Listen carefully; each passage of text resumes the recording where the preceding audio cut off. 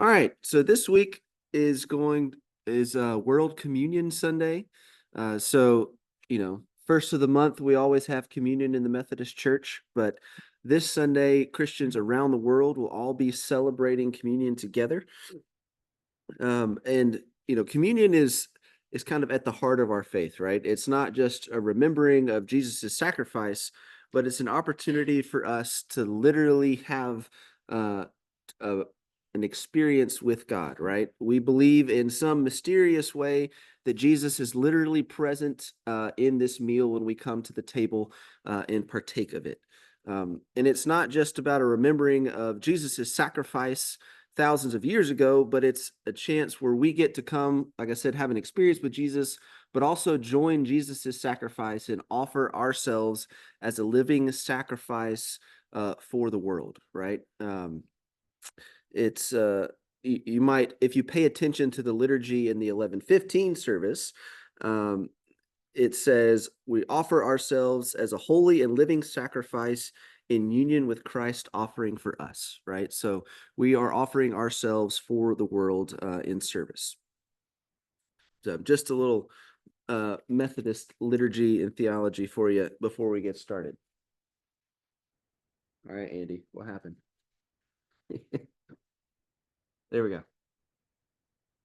So we're going to be in Mark chapter 6, and the text that Phil will be preaching on starts in verse 35 and goes through verse 44. But I just wanted to give you a little build up to what's happening here in Mark chapter 6. So it starts with Jesus going back to his hometown of Nazareth, and he's rejected. They try to throw him off a cliff because they don't like the way that he interprets the scroll of Isaiah when he gets up and reads. That's how everybody is welcome back to their hometown, right? I just went back and preached at my home church this past Sunday, and thankfully they did not try to throw me off a cliff. So I don't know what that says about me. Maybe I'm doing something wrong. But then after this, Jesus sends the disciples out two by two, and he gives them all authority that he has to cast out demons, to heal people, and he gives them very specific instructions for their journey. They're not allowed to take any money. They're not allowed to take any food, no supplies at all. He gives them instructions on the type of people that they should stay with, the things to look for, and the type of people to trust. They're supposed to be totally reliant on the people in the places where they go for shelter, for food, for all of the things that they're going to need for their journey. They can take nothing with them. They have all the power that God has, that Jesus has, but they can't take any supplies to sustain themselves. Sounds like a great plan, right? Right. They're not just, creating manna out of thin air either, right? They're literally relying on the generosity of others to be able to sustain themselves for their journey. So they're going out, they're healing people, casting out demons, they're meeting people where they are, uh, doing all sorts of great works. And while they're doing that, there's this little aside that we take, and Mark gives us the account of John the Baptist and his execution, right? We've heard that story before. And so the disciples are working really hard, doing all of these miracles. And then you add in this grief of their friend John the Baptist who is executed, right? And then everybody comes back. The disciples are telling Jesus all the things that they've done, and all the good work that they did. And Jesus is like, wow, y'all did some great work. You must be really tired. Let's go out to a deserted place for a while and get some rest, because he can see how tired the disciples must be. So all of these four verses here are part of the story, but they're not included in the text for this Sunday. But I thought it was important to look at them before we really dive into this week's text. So starting in verse 30, it says, "The apostles gathered around Jesus and told him all they had done and taught. He said to them, 'Come away to a deserted place all by yourselves and rest a while.' For many were coming and going, and they had no leisure even to eat. And they went away in the boat to a deserted place by themselves. Now many saw them going and recognized them, and they hurried there on foot from all the towns and arrived ahead of them.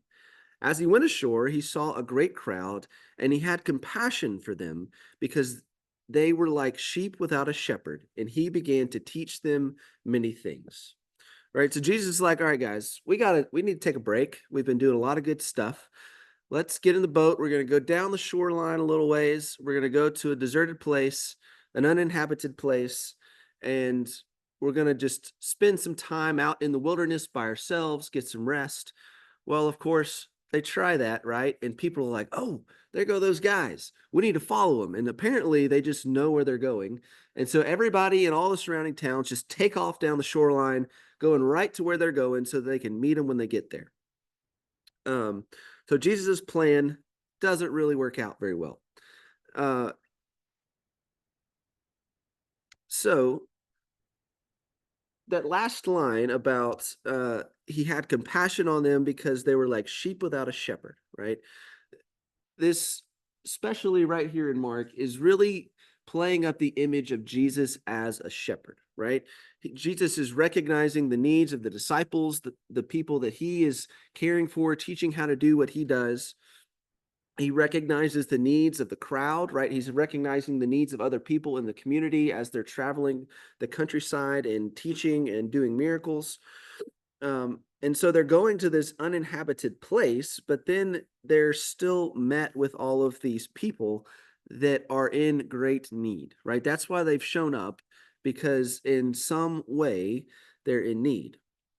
But also, even this phrase of depicting the people as sheep without a shepherd is a common theme that we see show up throughout Scripture. Moses uses this particular phrase in the book of Numbers in chapter 27, verse 17. Lost my place there. We go. In the prophets condemn kings for failing to act as shepherds in 1 Kings chapter 22. Ezekiel promises an age when God is going to shepherd God's people, right? The shepherd is not an uncommon thing for us, right? We're used to seeing that image throughout Scripture.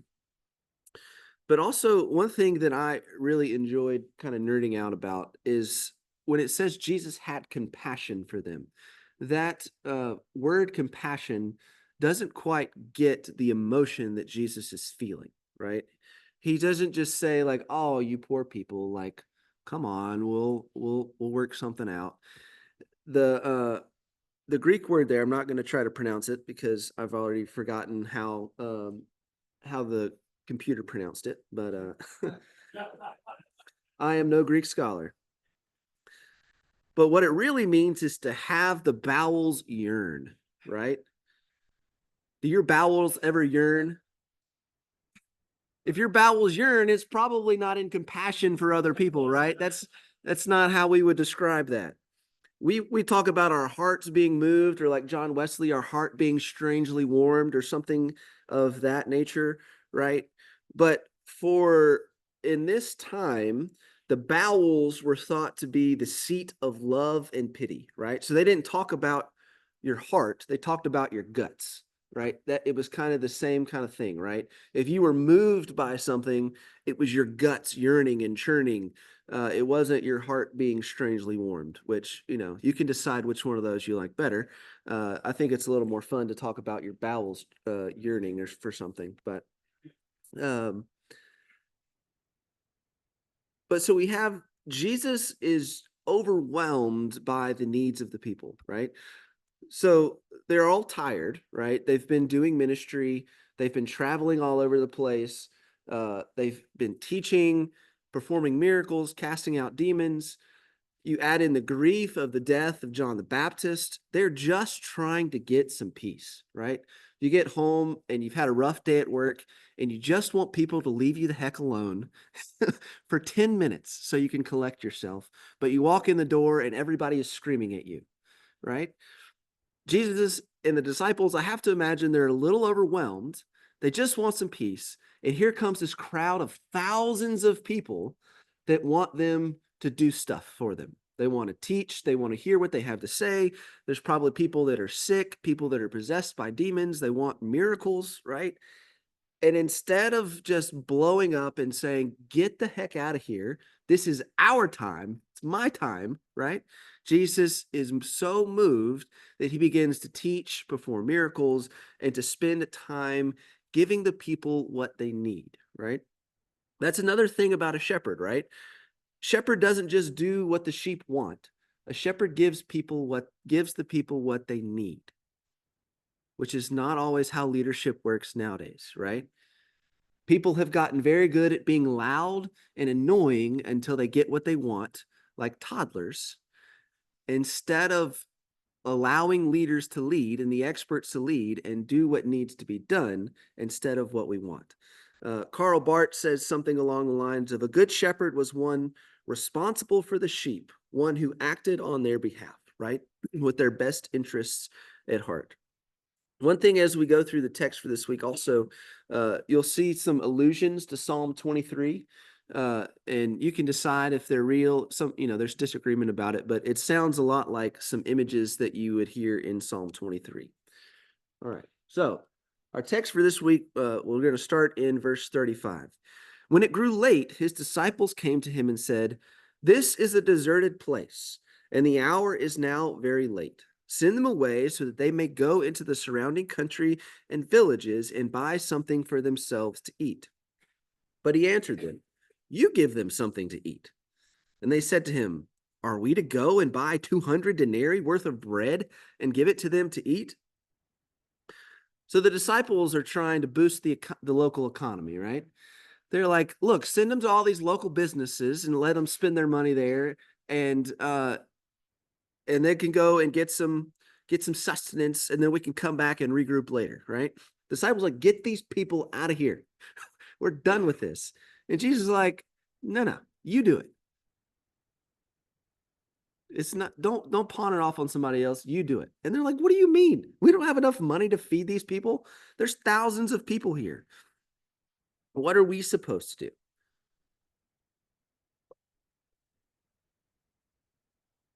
And he said to them, "How many loaves have you? Go and see." When they had found out, they said, 5 and 2 fish. Then he ordered them to get all the people to sit down in groups on the green grass. Remember Psalm 23, like sit down in green pastures, right? Then he ordered them to get all the people to sit down in groups on the green grass. So they sat down in groups of hundreds and of fifties. Taking the 5 loaves and the 2 fish, he looked up to heaven and blessed and broke the loaves and gave them to his disciples to set before the people. And he divided the 2 fish among them all. Right? So there's this image kind of anticipating the Last Supper, right? Of Jesus holding up the loaf, blessing it, and breaking it, right? So it's that playing on the imagery of the Last Supper. So then we go to verse 42. And all ate and were filled, and they took up 12 baskets full of broken pieces and of the fish. Those who had eaten the loaves numbered 5,000 men. Remember, they only counted the men, so there were women and children there too. So 5,000 men, plus however many other non-important people, apparently, right? So there's thousands and thousands of people there that have participated in this meal. And they still collect 12 baskets of extras. So we really see that Jesus's economy, right? God's economy is an economy of abundance, right? The disciples are like, hey, like these people have been here all day. They've got to be hungry. We're out in the wilderness. There's nothing here. Send them away so they can get some food. We can get some rest. And we don't have enough stuff here to be able to take care of these people. And Jesus is like, no, that's not how it works. There's plenty. Just let me do it, or you do it. And they're like, what do you mean? We can't do that. So Jesus takes over. But my question is, right, it's not that just that Jesus provided enough food for everybody to be filled, right? There's 12 baskets of extras, right? It seems awfully wasteful, right? If Jesus is the one who is multiplying all this food, why not just make enough for everybody so that there's nothing left, right? Zach has done a really good job of trying to make sure we don't have extras when we make meals so that we're not wasting a bunch of food. And here Jesus is with all this waste. 12 baskets of extra food. What's the plan for the 12 baskets? Why are there 12 baskets? It seems awfully wasteful. But not only that, right? We often imagine this as this huge miracle. And I mean, it is a miracle, right? That there's nothing and then all of a sudden there's all of this extra food. And stick with me for a second. Maybe it's not the miracle that we think it is, okay? It could be that Jesus is literally multiplying these 5 loaves of bread and these 2 fish so that thousands of people are able to eat and there's 12 baskets left over, okay? I'm not trying to take your Jesus from you. Jesus has that power. Absolutely, he could do it. But if there's thousands of people that are gathered here in the wilderness, some of them are going to have a couple Yeti coolers full of hot dogs, right? Not everybody is just going to like see, oh, and take off running. There's going to be some people that didn't have anything to bring. There's going to be some people that grabbed a couple of loaves of bread and ran just enough for themselves. But I imagine there might have been some well-to-do people that maybe had some folks that worked for them that grabbed a lot of things so they could camp out and be prepared to be out in the wilderness, right? They knew where they were going. They knew it was a deserted place, a place where there would be no place for them to buy food, right? So it would make sense that some people would take some supplies. What if the miracle here is just that Jesus got people to share? Now, that sounds like, well, that's not a miracle. We teach our kids to share. But how many adults do you know that are good at sharing? Not a lot. I want to do a whole sermon series on the lessons we taught our kids, but don't practice ourselves, because sharing is number one on the list, right? Our whole lives are devoted to trying to store up resources for ourselves. And oftentimes that can come at the expense of other people, right? And so here you have thousands of people that are gathered out in the wilderness. And suddenly, when they put all of their resources together, there's an abundance. There's 12 baskets of food left over. Now, maybe that's not as great in spiritual, and maybe I'm just a heretic for saying that, right? It's not my idea, so don't shoot the messenger. But I find that to be pretty miraculous, that you could get thousands of people to sit down in groups on a hill and share whatever food that they have, basically have a potluck outside, right? I find that to be, what'd you say, Bob? They were Methodist, right? Maybe, right? There's so much left over that they're collecting it so that they can make sure that those that don't have anything have some to take with them, right? The thing about our world is that we often operate out of a scarcity mindset, right? We've got to make sure we store things up for ourselves so that we can provide for our needs and our family's needs. Well, the thing is, there's enough to provide for everyone's need, but there's not enough to provide for everyone's greed, right? There's enough for everyone's need. There's not enough for everyone's greed. So maybe the lesson in the feeding of the 5,000, which we see stories like this multiple times throughout the Gospels, maybe the lesson is really just you should share, right? It's not that we need some magic hands to multiply the food that we have so that there's enough. It's just that we need to get better at sharing so that everyone's needs are met. Right? It's just amazing that over and over again, we operate out of this mindset that, well, there's not enough money, there's not enough people, there's not enough resources, whatever it may be. But when we give ourselves what we have to God and allow God to bless those things, it's amazing what happens. It's amazing the abundance, the joy, in the way that our needs can be met. So that's enough of me yapping. Some questions for y'all to discuss, right? How do you rest? Some of you probably rest a lot because you're retired and you've earned it. Okay. So maybe the question for you is, what are you doing to serve God and serve others? Okay. So you can interpret that however you need. But for others of us, we're not good at resting. There's always work to be done. There's always a project at the house. There's always something to distract us from just sitting in the quiet and resting, sitting with God. How do you rest? Who are your shepherds? Who do you look to give you guidance? Uh, who do you allow to tell you what you need to hear and not what you want to hear, right? Who do you allow to poke you in the ribs every once in a while and be like, you gotta get your act together, right? We need those people in our lives. Who are your shepherds? What makes your guts churn, right? What just pulls on your heartstrings? What really makes you feel compassion for other people? And what do you do about it? When you feel your guts churning, when your heartstrings are pulled, how do you respond? Uh, do you just like, oh man, that really sucks. I wish I could do something and throw your hands up and go?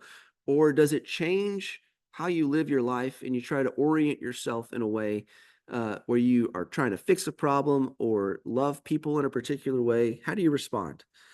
Um, do you have an abundance mindset?